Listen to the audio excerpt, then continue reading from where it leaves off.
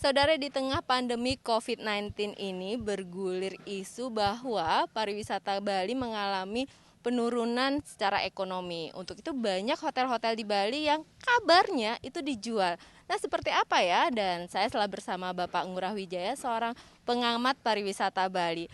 Om Swastiastu. Itu Apa kabar Bapak? baik-baik, terima kasih. Kita harus berjaga jarak ya Pak ya.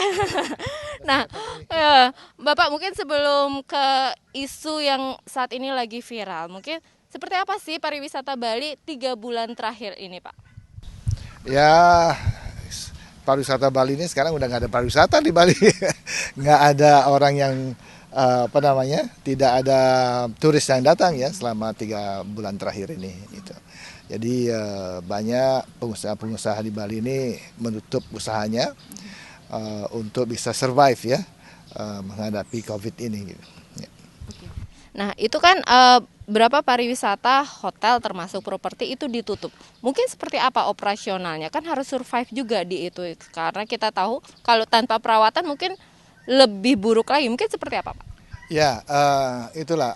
Ini kan mulainya sebetulnya sebelum ada COVID ini, kita di Bali sudah apa namanya agak suffer juga ya, bahwa harga kamar tuh menurun terus, length of stay menurun terus dan ya ini menyebabkan ada beberapa hotel yang struggle gitu ya pada waktu itu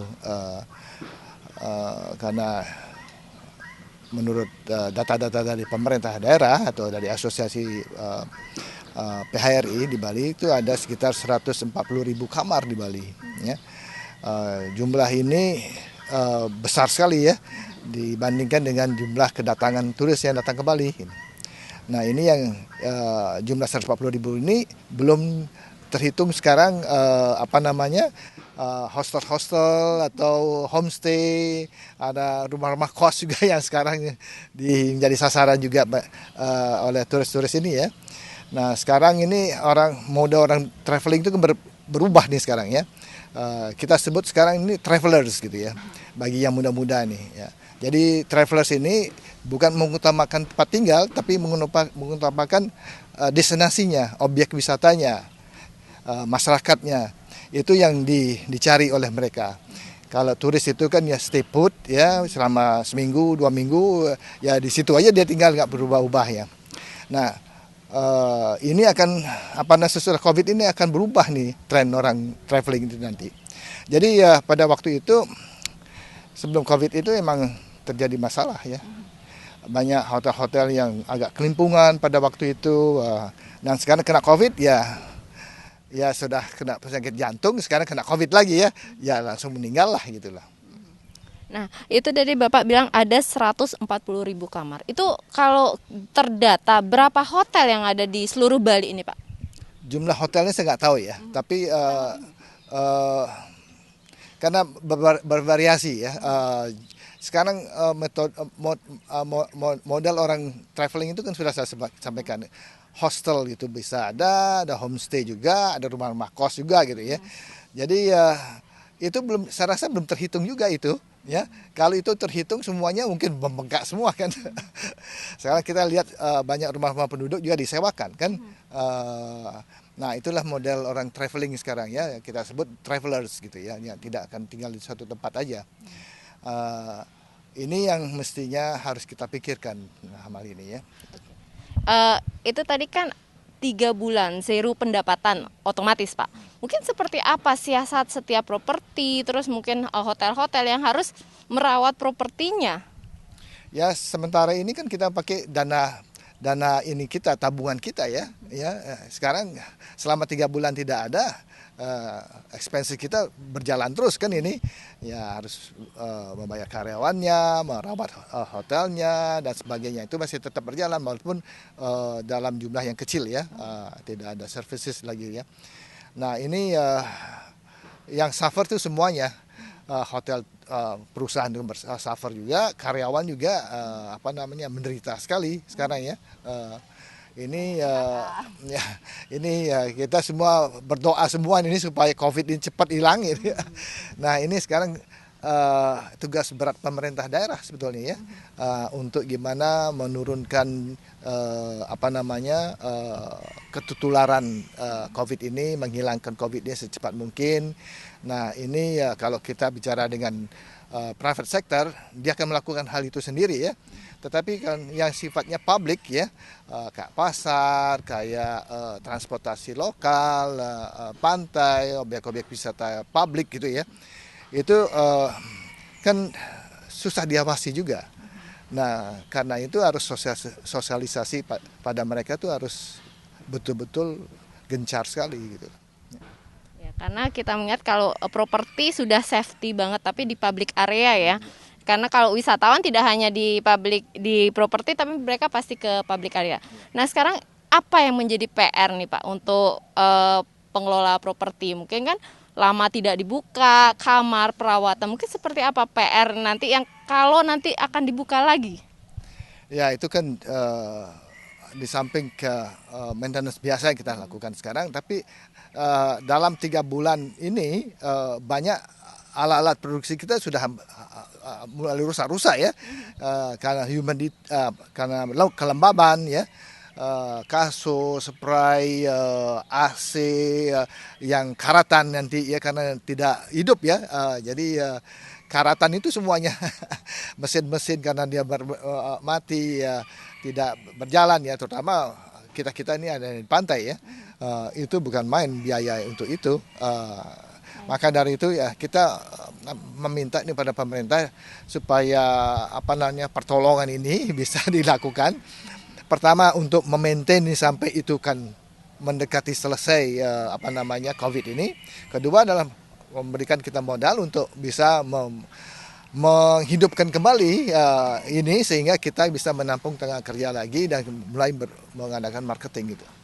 Berarti perekonomian juga otomatis nanti akan meningkat. Mungkin kembali nih Pak ke isu yang tadi, mungkin seperti apa menurut pengamat pariwisata? Apa benar banyak hotel yang dijual, digadaikan karena ekonomi COVID ini? Ya, tadi kan saya sampaikan juga sebelum COVID ini sudah ada beberapa perusahaan yang menderita lah ya, susah ya, disubsidi terus oleh ownernya gitu ya. Dengan ada COVID ini adalah tambah parah lagi, tambah parah Pak, sangat parah sekali dengan adanya COVID ini. Ya, kalau saya yakin pasti ada ya, karena kalau kita bilang kalau kita manusia, kalau ada satu yang tidak berjalan di tubuh kita ya pasti kita amputasi kan, kita amputasi aja dulu lah ya supaya itu kita kembali sehat kan gitu. Nah sama di pengusaha juga begitu ya, salah satu umpamanya tidak berjalan ya pasti kenapa saya pelihara ini kan saya jual aja dah gitu, sehingga akan mengurangi risiko perusahaan saya gitu ya. Tapi apakah sudah ada data masuk Pak secara resmi hotel ini sudah dijual atau seperti apa dari pengamat ataupun insan pariwisata? Ya itu kan dilakukan secara secret lah ya, karena menyangkut mengenai pencitraan kepada grupnya, pada perusahaannya, pribadinya, itu mungkin ya secara secret. Tapi ya kalau kita tanyakan beberapa bank pemanya ya pasti akan diberitahukan oleh bank. Oke, baik. Nah mungkin terlepas dari sana, bagaimana promosinya nanti? Ini kan sekarang sudah mulai dibuka dengan adanya new normal ini. Mungkin seperti apa? Sudah kembali gencarkan promosi di pelaku pariwisata di dunia internasional atau seperti apa untuk pelaku pariwisata? Kalau sekarang yang kita harapkan paling banyak ini adalah domestik ya. Karena wisatawan asing itu dia akan melihat pencitraan kita ya, apa bisa diturunkan terus, apa stabil nggak pemerintah kita untuk mempertahankan COVID ini tidak ada penyebaran gitu. Dan kedua juga mereka akan milih-milih juga ya destinasinya, begitu banyak orang mempromosikan destinasinya ya, di Asia aja kita bersaing dengan Thailand, Malaysia dan Vietnam dan semuanya. Nah ini strategi ini harus mulai dipikirkan oleh pemerintah pusat ya, branding ya, itu supaya lebih fokus lagi dan mengajak kita semuanya untuk mulai memikirkan itu. Kapan? Nah, saya belum bisa mengatakan kapan ini COVID ini akan selesai dengan cepat gitu. membuka pariwisata untuk meningkatkan perekonomian penting, tapi kesehatan lebih penting ya Pak ya? Kedua-duanya, ya. Kedua-duanya ya, ekonomi penting, sehat juga penting ya. Sehat penting itu kenapa? Sehat bagi kita itu pasti sehat ya, tetapi kita kan memberikan dampak kepada orang tua kita, ya. Jadi ini harus benar-benar bersih gitu ya. Sehat harus sehat, semua sehat ya. Dan ekonomi harus sehat juga gitu. Nah, ini yang sedang dipikirkan oleh pemerintah supaya ini berjalan bersama-sama gitu. Oke, terakhir Pak, mungkin harapan atau saran kepada pemerintah, himbauan mungkin seperti apa bisa disampaikan? Ya, Bali tidak sama dengan daerah yang lain ya. Daerah umpamanya di daerah-daerah industri ya, industri manufacturing itu umpamanya pabrik-pabrik itu dia akan lebih cepat recovery-nya. Kita ini di Bali akan sangat lama sekali recovery-nya karena sebagian besar ekonomi kita tergantung dari pariwisata. Nah, orang mulai traveling itu apabila mereka sudah punya uang, apabila mereka merasa terjamin kesehatannya mereka, security-nya mereka.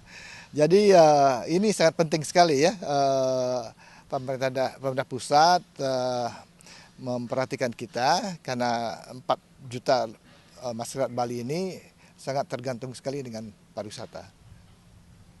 Baik, terima kasih Pak Ngurah Wija, pelaku pariwisata, pengamat pariwisata Bali. Terima kasih, sehat Bapak.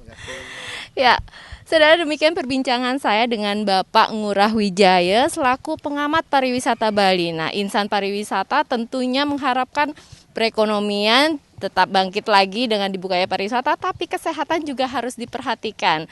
Desi Indah Lestari, Sang Putu Aryase, Kompas Dewata.